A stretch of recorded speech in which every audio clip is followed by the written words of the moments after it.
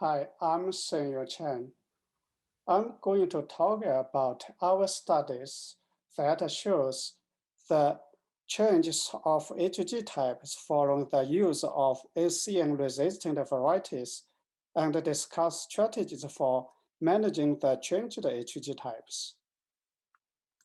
What is HG type? HG type is a term used to describe the ability of a soybean cyst nematode population to parasitize soybean lines with different types of resistance. To determine HG type, we need to culture nematodes on a set of soybean lines in the greenhouse. After 30 days, the females or seeds formed on soybean lines will be collected and counted on the microscope. Based on the female numbers, we can determine female index. Female index equal to number of females on a differential soybean line times 100 divided by number of females on susceptible soybean control. If the female index is more than 10 or equal to 10, the response of the soybean to the nematode is positive. If less than 10, the response is negative. Based on the positive and the negative responses of these 7 soybean indicator lines to the nematode population, the nematode population can be classified to HG type. For example, this nematode population had a female index more than 10 on the soybean line number 2, 5, and 7. So it is HG type 257. Now let me show you some research evidences of changes of HG types. We did 4 statewide surveys from 1997 to 2013 to monitor the changes of HG types in Minnesota soybean fields.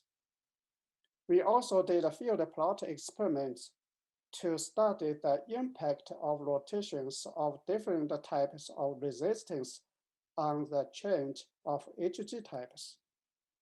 One experiment was done in Waseca from 2003 to 2014, and another at Lamperton from 2008 to 2022. So Lamperton experiment is still underway. This is the survey results.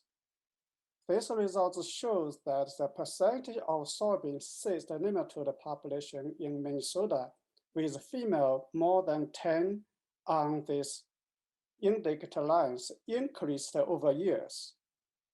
Here we can see that the percentage of populations with female index more than 10 on PI 8788 was about only 15% in the first 2 surveys from 1997 to 2002. But in the last 2 surveys from 2007 to 2013, the percentage increased to about 70%. Similarly, the female index increased on peaking over years. The percentage of population with female index more than 10 on peaking was less than 3% in the first 2 surveys. But in the last 2 surveys, the percentage increased to about 15. I would like to point out that the female index on PI 8788, the line number 2, was highly correlated with the female index on the line number 5 and number 7. So most of soybean cyst nematode in Minnesota fields have been changed to type HG type 257.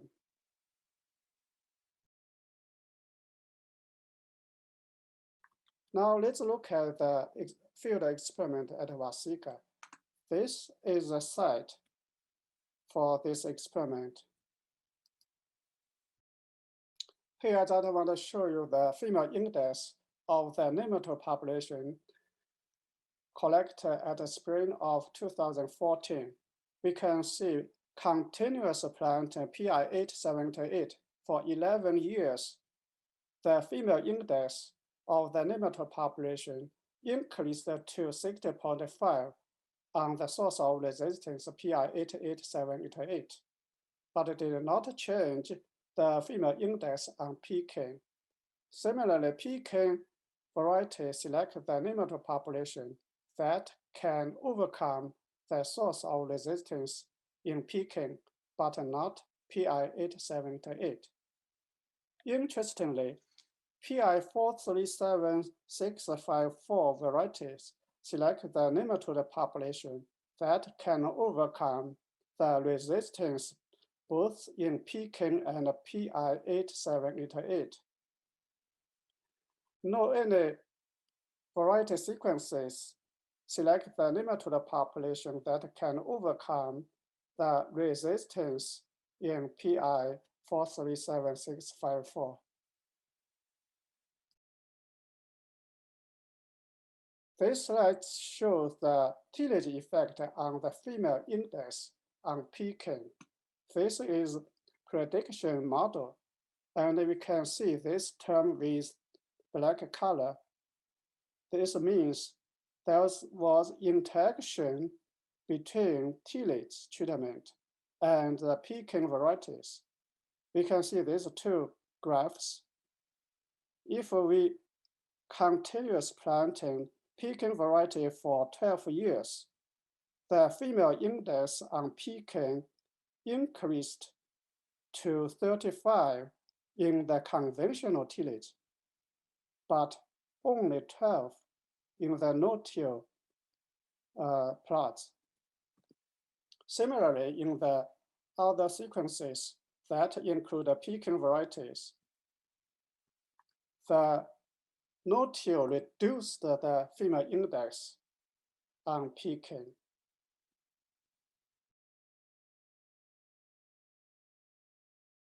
This slide shows the plantain PI88788 variety or susceptible soybean varieties reduce the soybean centimeter female index on Pekin.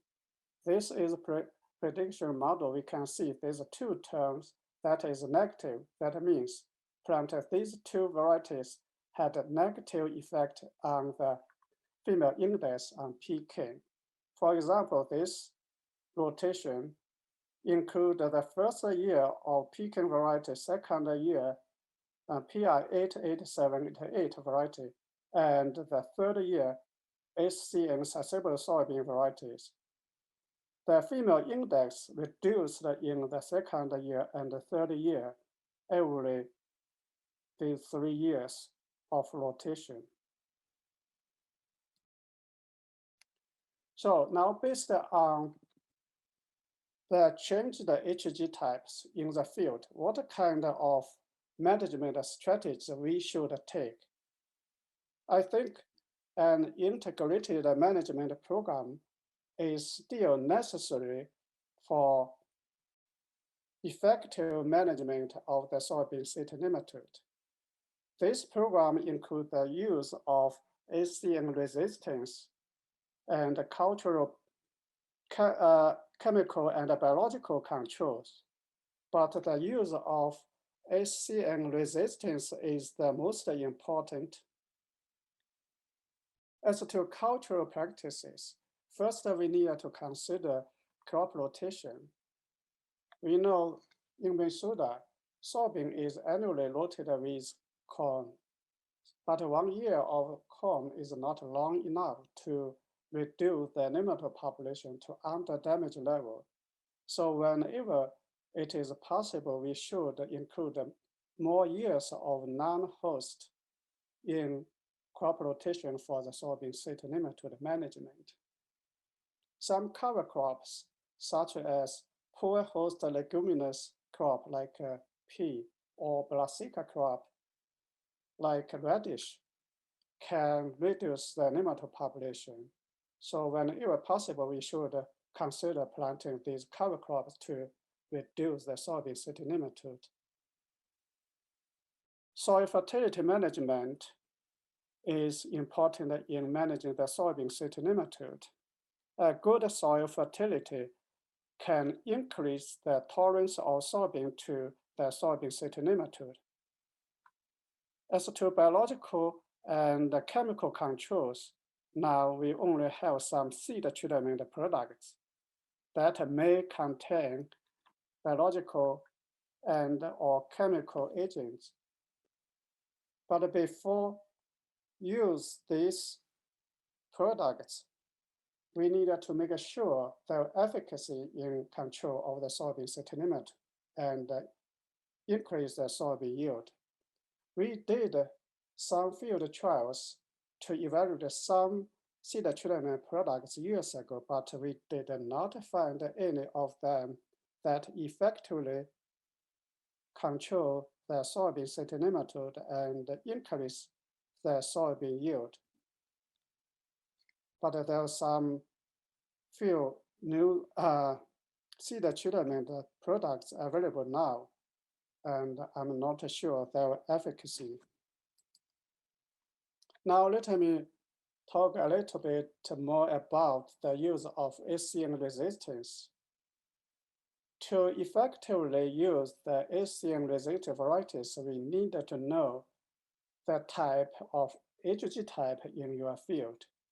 It is good to take a soil sample and send it to a professional lab to have the HG type tested.